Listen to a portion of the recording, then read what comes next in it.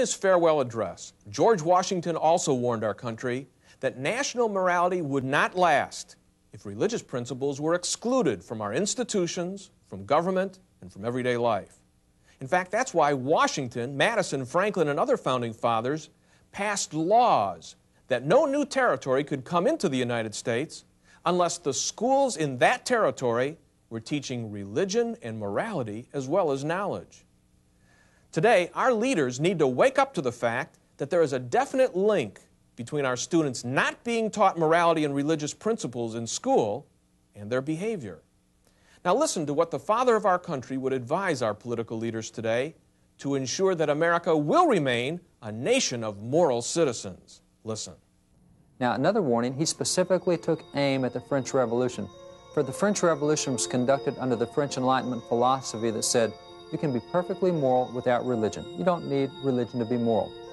And yet, under the French Enlightenment definition of morality, they had one of the biggest bloodbaths that has ever occurred in the history of the world. He looked at that revolution so completely different from the American Revolution, at all the innocent life that was lost, at all the blood that was shed, and he said, don't ever let that view of morality come to America.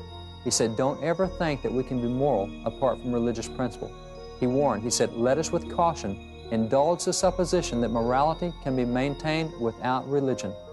He said, whatever may be conceded to the influence of refined education on minds, whatever you think schools can do, whatever you think they can teach, he said, reason and experience both forbid us to expect that national morality can prevail in exclusion of religious principle. Washington very clearly says you cannot be moral without religious principle. But somehow we rejected his view, the father of the country, and in 1962 the Supreme Court said, no, we don't need religion in school, we'll be much better without it. So out goes prayer. 1963, out goes the Bible. 1980, even the Ten Commandments go out because the court said that is religious principle, we shouldn't have that in school. And yet what has it done to morality? Well, since 1962, since we've stopped teaching morality based on religious principles, teenage pregnancies have increased 553% for girls 10 through 14 years old. The United States is now #1 in the entire Western world in teenage pregnancy. Washington was right.